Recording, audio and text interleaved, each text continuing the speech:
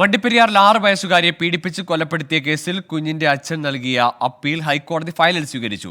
കേസിൽ കുറ്റാരോപിതന് കോടതി നോട്ടീസ് അയച്ചു. അപ്പീൽ ഈ മാസം 29-ന് വീണ്ടും പരിഗണിക്കും. എസ് ശ്രീകാന്ത് ചേരുന്നു. ശ്രീകാന്ത്, വിശദാംശങ്ങൾ.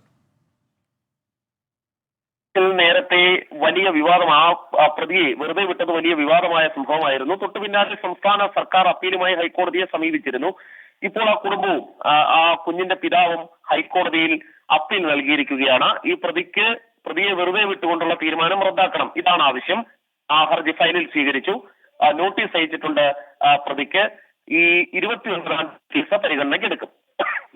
ശരി, ശ്രീകാന്താണ് വിവരങ്ങൾ നൽകിയത്.